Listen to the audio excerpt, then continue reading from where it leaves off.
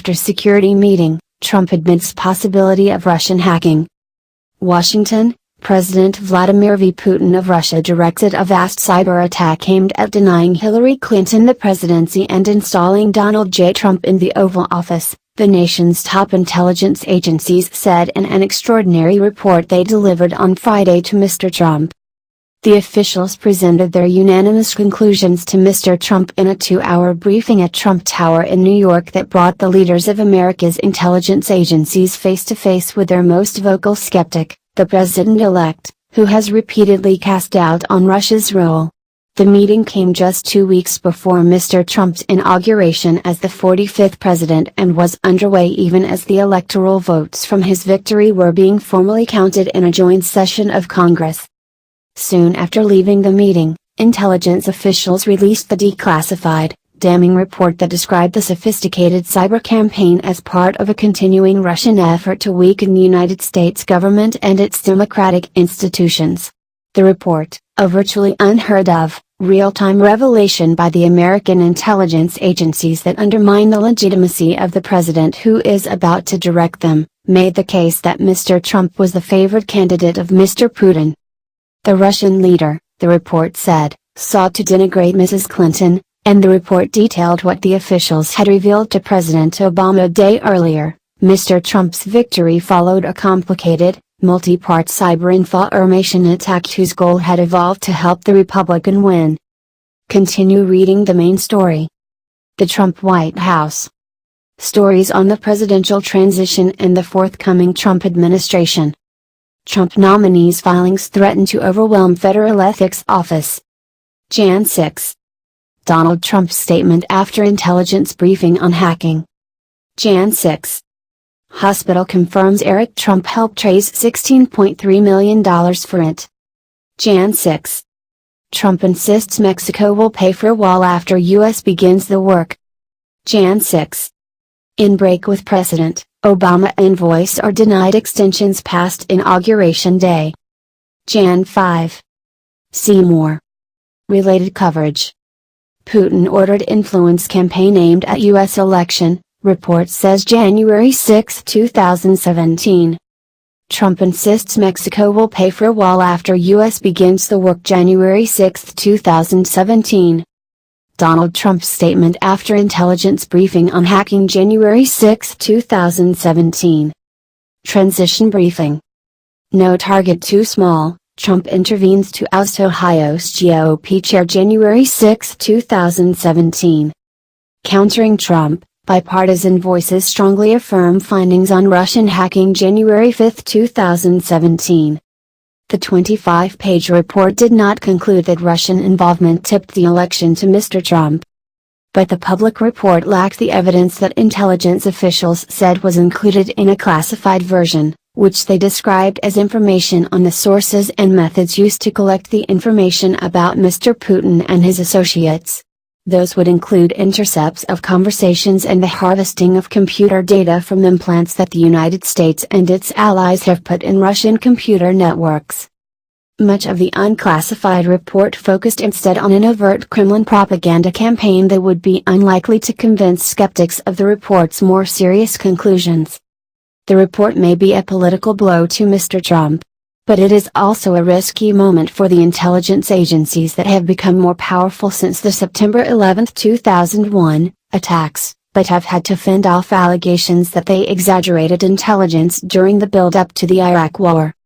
The declassified report did describe in detail the efforts of Mr. Putin and his security services, including the creation of the online Guccifer 2.0 persona and DCLeaks.com to release information gained from the hacks to the public.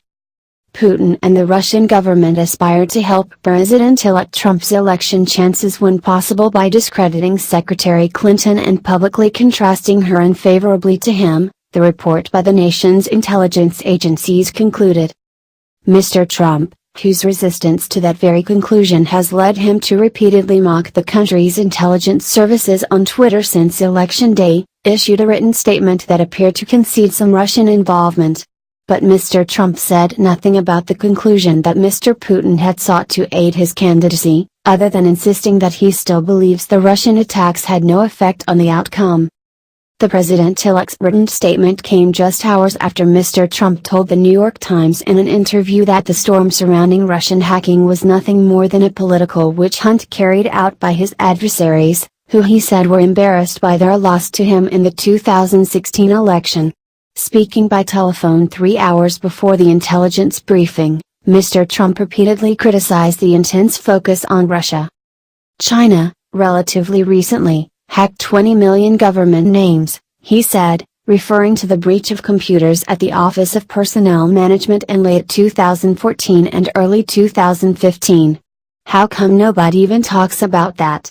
This is a political witch hunt. Later Friday evening, Vice President-elect Mike Pence told reporters that he and Mr. Trump had appreciated the presentation by the intelligence officials and described the conversation as respectful.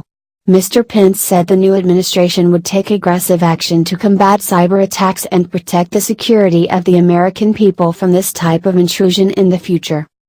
Mr. Trump, who has consistently questioned the evidence of Russian hacking during the election, did so again on Friday before he met with the intelligence officials. Asked why he thought there was so much attention on the Russian cyber attacks, the president-elect said the motivation was political. They are very embarrassed about it, Mr. Trump said during an 8-minute telephone conversation. He also repeated his criticism of the American intelligence agencies, saying that a lot of mistakes were made in the past, noting in particular the attacks on the World Trade Center and saying, as he has repeatedly, that weapons of mass destruction was one of the great mistakes of all time. But after meeting with the intelligence officials, Mr. Trump appeared to moderate his position, conceding that Russia, China, other countries, outside groups and people are consistently trying to break through the cyber infrastructure of our governmental institutions, businesses and organizations including the Democrat National Committee. The report described a broad campaign of covert operations, including trolling on the internet of people who were viewed as opponents of Russia's effort. While it accused Russian intelligence agencies of obtaining and maintaining access to elements of multiple U.S. state or local electoral boards, it concluded, as officials have publicly, that there was no evidence of tampering with the tallying of the vote on November 8. The report, reflecting the assessments of the CIA, the FBI and the National Security Agency, stopped short of backing up Mr. Trump on his declaration that the hacking activity had no effect on the election. We did not make an assessment of the impact that Russian activities had on the outcome of the 2016 election, the report concluded, saying it was beyond its responsibility to analyze American political processes or public opinion. The intelligence agencies also concluded with high confidence that Russia's main military intelligence unit, the GRU, created a persona called Guccifer 2.0 in a website, DCLeaks.com, to release the emails of the Democratic National Committee and of the chairman of the Clinton campaign, John D. Podesta. When those disclosures received what was seen as insufficient attention, the report said, the GRU relayed material it acquired from the DNC and senior Democratic officials to WikiLeaks. The founder of WikiLeaks, Julian Assange, has denied that Russia was the source of the emails it published. The role of RT, the Russian English-language news organization that American intelligence says is a Kremlin propaganda operation, in the Kremlin's effort to influence the election is covered in far more detail by the report than any other aspect of the Russian campaign. An annex in the report on RT, which was first written in 2012 but not previously made public, takes up 8 pages of the report's 14-page main section. The report's unequivocal assessment of RT presents an awkward development for Lieutenant General Michael T. Flynn, who is Mr. Trump's choice to serve as National Security Advisor. Mr. Flynn has appeared repeatedly on RT's news programs and in December 2015 was paid by the network to give a speech in Russia and attend its lavish anniversary party, where he sat at the elbow of Mr. Putin. Mr. Flynn has since defended his speech, insisting that RT is no different than CNN or MSNBC.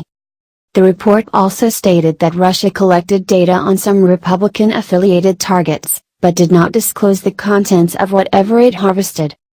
intelligence officials who prepared the classified report have concluded that British intelligence was among the first to raise an alarm that Moscow hacked into the DNC's computer servers, and alerted their American counterparts, according to two people familiar with the conclusions.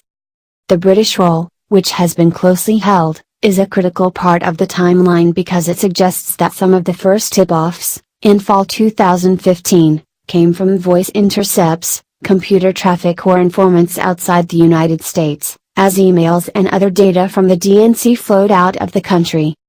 The British picked it up, and we may have had it at about the same time, said one cyber expert who has been briefed on the findings. British intelligence, especially the Signals Intelligence Unit, GCHQ, takes a major role in tracking Russian activity. The conclusions in the report were described to President Obama on Thursday and to Mr. Trump on Friday by James R. Clapper Jr., the Director of National Intelligence, John O'Brien, the Director of the CIA, Admiral Michael S. Rogers, the Director of the National Security Agency, and James B. Comey, the Director of the FBI. The key to the public report's assessment is that Russia's motives evolved over the course of the campaign. When it appeared that Mrs. Clinton was more likely to win, it concluded, the Russian effort focused on undermining her future presidency. It noted that Mr. Putin had a particular animus for Mrs. Clinton because he believed she had incited protests against him in 2011. Yet the attacks, the report said, began long before anyone could have known that Mr. Trump, considered a dark horse, would win the Republican nomination. It said the attacks began as early as July 2015, when Russian intelligence operatives first gained access to the Democratic National Committee's networks.